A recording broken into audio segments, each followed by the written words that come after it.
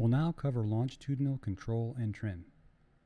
The information for this topic can be found in the book in Chapter 26. Recall from the beginning of the course, we looked at the CG envelope and we knew that the forward limit is set by controllability and the aft limit is set by stability. When an aircraft flies at high altitude, the wingtips generate vortices which provide a downwash at the horizontal tail. As the aircraft gets close to the ground, the strength of these vortices diminish, ultimately reducing or decreasing the angle and the downwash at the tail. So in ground effect, a number of things happen. Less thrust is required, the CL versus alpha slope increases, less induced drag occurs near the ground, but the aircraft, due to the decrease in downwash at the tail, is going to require additional up elevator to be able to rotate the aircraft. And we need to be able to achieve CL max on takeoff. With respect to trim, we need to be able to trim out control forces throughout the airspeed range. We saw in static longitudinal stability that we could trim the aircraft, and then to slow down we needed to pull on the stick, and to speed up we needed to push. If we don't trim the aircraft, then you would have to hold these forces to achieve a speed higher or lower than trim. Aft CG is critical for high-speed trim. Forward CG is critical for low speeds and large flap deflections.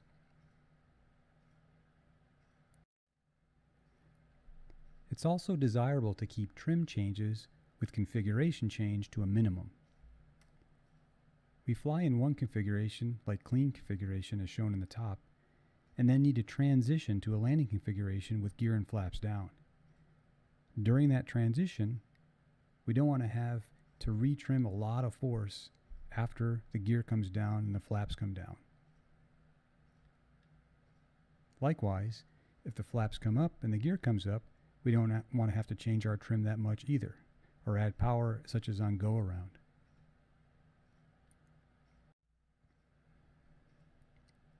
The primary control for pitch motion is the horizontal tail. Elevators change the camber of the horizontal tail to generate mainly downward lift, sometimes upward lift, but mainly downward lift.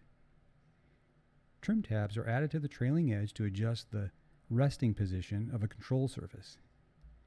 As the desired position of a control surface changes, for say different speeds, an adjustable trim tab will allow the operator or the pilot to reduce the manual force required to maintain that position to 0.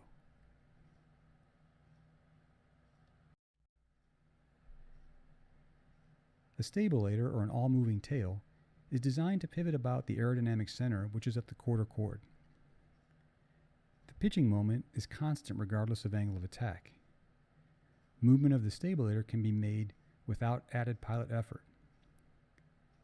But to provide resistance, anti-servo tabs, usually acting also as a trim tab, that deflects in the same direction as the stabulator, are added, thus providing an aerodynamic force that resists the pilot's input. In other words, the airplane's now going to kind of push back when the pilot wants to change the stabulator position.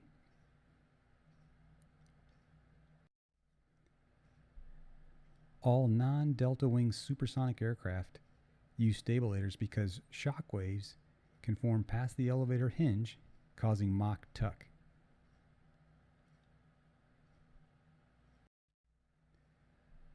Some elevators and rudders, the whole tail can be rotated and moved, as is the case with the Mooney.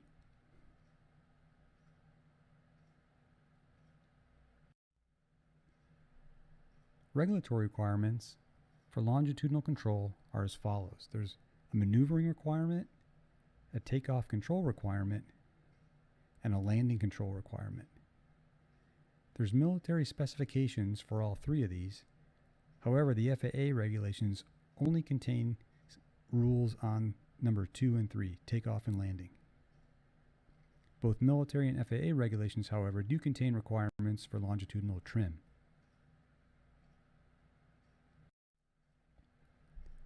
Let's look at the FAR requirements. In the old 23.143, the airplane must be safely controllable and maneuverable during all phases of flight.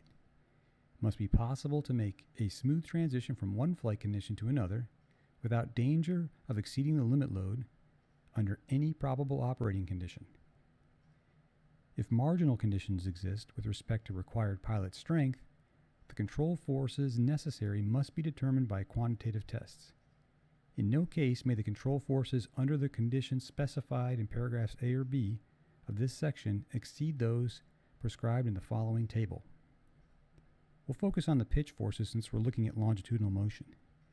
Note that the maximum pitch force for a stick is 60 pounds. For a wheel with two hands, it's 75, and for a wheel with one hand, it's 50. And those are for temporary application.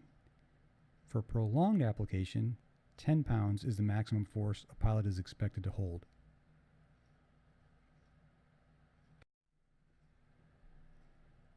In paragraph 23.145, we see information on longitudinal control. With the airplane as nearly as possible in trim at 1.3 vstall, it must be possible at speeds below the trim to pitch the nose downward so that the rate of increase in airspeed allows prompt acceleration back to the trim speed. Unless otherwise required, it must be possible to carry out the following maneuvers without requiring the application of single-handed control forces exceeding those specified on the previous slide. The trimming controls must not be adjusted during the maneuvers. Paragraph C. At speeds up to maximum speed, a maneuvering capability of 1.5 G must be demonstrated to provide a margin to recover from upset or inadvertent speed increase. Paragraph D. It must be possible with a pilot control force of not more than 10 pounds to maintain a speed of not more than VREF during a power-off glide with landing gear and wings flaps extended for any weight of the airplane up to and including the maximum weight. Paragraph E. By using normal flight and power controls, except as otherwise noted, it must be possible to establish a zero rate of descent at an attitude suitable for a controlled landing without exceeding the operating and structural limitations of the airplane.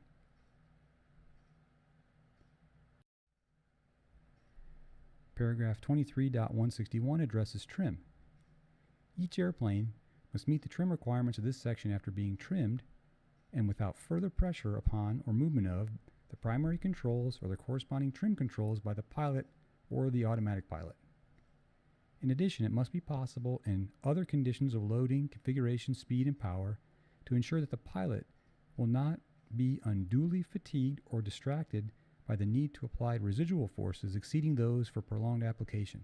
Again, those listed in paragraph 23.143, paragraph C. This applies in normal operation of the airplane and, if applicable, to those conditions associated with the failure of one engine or which performance characteristics are established. We see in paragraph C, longitudinal trim. The airplane must maintain longitudinal trim under each of the following conditions. In paragraph D, in addition, each multiple airplane must maintain longitudinal trim at the speed used in complying with the other paragraphs. In paragraph E, in addition, each commuter category airplane for which, in the determination of the takeoff path, the climb in the takeoff configuration at V2 extends beyond 400 feet above the takeoff surface, it must be possible to reduce the longitudinal control force to 10 pounds.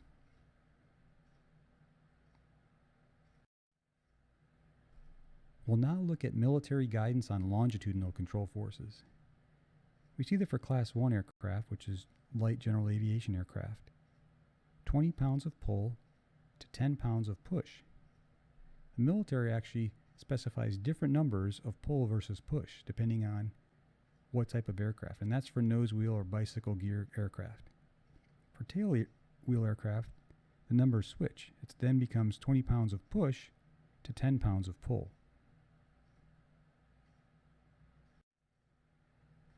There's another paragraph that covers pitch axis control force limits when control modes are changed, so without retrimming. This is kind of that transition from clean configuration to landing configuration. And it says at the bottom that the pitch force shall not exceed 20 pounds. This is quite a bit different than the 60, 50, or 75 pounds that we saw in the FAR regulations.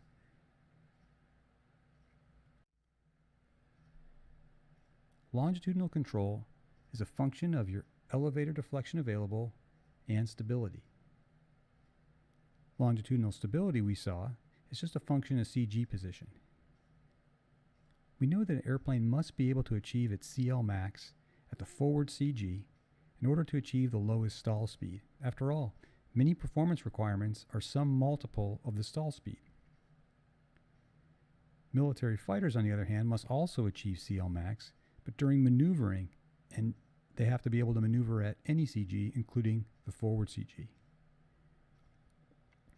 In the graph on the bottom to the right, we see elevator deflection versus CL. We know that the elevator is going to have a physical limit, maximum up position. And we also know what the CL max is based on the curve on the left. Where the maximum elevator up position meets the CL max position defines our most forward CG for controllability. We don't want to do any CGs more forward than that because we won't be able to achieve CL max. Let's go back to ground effect. We know that sufficient control power is needed to assume a takeoff attitude prior to reaching liftoff speed. Nose wheel liftoff may be critical for jets or T-tail airplanes due to rolling friction causing a nose-down moment that the horizontal tail now must overcome. The moment may be counteracted on a propeller-driven aircraft by the slipstream, but in jets or T-tails, the horizontal tail is key. Flap deflection also creates a nose-down moment and decreases the liftoff speed, so less air again moving over the horizontal tail. For tailwheel airplanes, the requirement to lift the tail from the ground is critical at aft CG locations.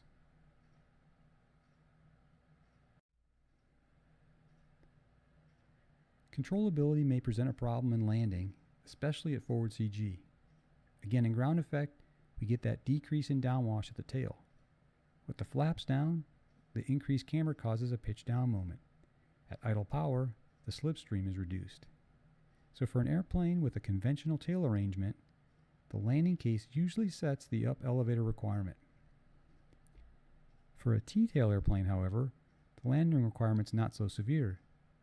It's because the horizontal tail is up in the free stream. The dynamic pressure at the tail is not affected by the wing, and ground effect is not as significant as well.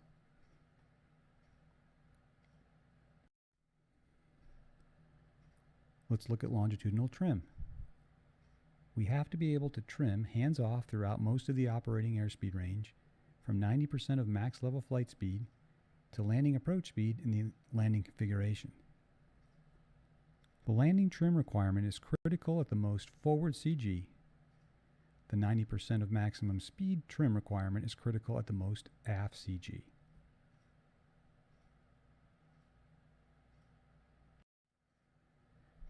Let's look at the flight cards we'll use for longitudinal control and trim. The card on the left is for forward CG. The card on the right is for aft CG. We see different columns on the card. The first column is the configuration you start in. Then you record some general information. And then you do an action or change the configuration and then follow the instructions. So let's walk through this. Point A, we start in the glide configuration with the throttle closed, gear extended, flaps retracted. Then we extend the flaps as rapidly as possible to the landing position while maintaining 40% above the instantaneous stall speed, and then record the stick force. For B, we start in the glide configuration with the throttle closed, gear extended, landing flaps. Then we retract the flaps as rapidly as possible while maintaining 40% above the instantaneous stall speed. For C, we start in the climb configuration at max continuous power, gear extended, and with landing flaps. We then retract the flaps as rapidly as possible while maintaining approximately the same margin above stall speed, and again record the forces. Point D, we'll start in the glide configuration with throttle closed, gear extended, flaps retracted, and then apply takeoff power quickly while maintaining the same speed, simulating a go-around. For E, we start in the glide configuration with the throttle closed, gear extended, landing flaps and then apply takeoff power. For F, we start in the glide configuration, throttle closed, gear extended, landing flaps, and then we obtain and maintain our speed. For G, throttle closed, gear extended, landing flaps, obtain and maintain speed at the lower of 1.4 V stall. And then the card on the right, again, is at the most rearward or aft CG. And similar types of maneuvers. You start at one configuration, record a bunch of information, and then change a configuration and record the stick force.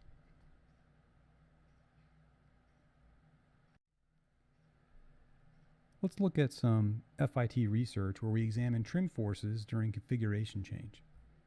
We looked at 4 aircraft: the Piper Cherokee 6, the Piper Warrior, the Piper Cherokee 180, and the Cessna 172. And we did different forward CGs and aft CGs, and we moved the flaps from various notches, and then we recorded the trim force change to get back to the speed we started before we changed the flaps. And we see that with the Cherokee 6, the Warrior, and the Cessna, the worst case trim forces were anywhere from 25 to 36 pounds. So it met the FAA spec of below 50 pounds, but didn't meet the military spec of below 20 pounds. On the other hand, the Cherokee 180 has a smaller tail than the Warrior, and its trim forces were all within 5 pounds. That was interesting. In that same research, we examined the free response of the aircraft after the configuration change if the pilot did nothing. Didn't arrest the pitch, didn't try to adjust the trim force, just let the airplane respond. And what we saw with the 3 aircraft that had trim force changes from 25 to 36 pounds, their pitch attitudes went up about 25 to 30 degrees in 5 seconds. Correspondingly, their speed dropped to close or below stall speed again within 5 seconds. That's a dangerous condition. If someone's distracted in the landing pattern and deploys flaps and doesn't do anything in 5 seconds, the aircraft could stall, and at those altitudes, it would be fatal. So let's make some general observation of trim forces during configuration change depending on tail. Airplanes with conventional tails suffer large trim changes due to large changes in downwash and dynamic pressure at the tail with changes in flap position and power. Some of these airplanes require interconnects between the flap extension mechanism and the elevator trim. T-tail aircraft, on the other hand, have an advantage in the area of trim changes. The trim changes generally are in the correct direction and of small magnitude. So let's end this module with the same slide we started with, the CG envelope. Again, the forward limit is set by controllability. The aft limit is set by stability.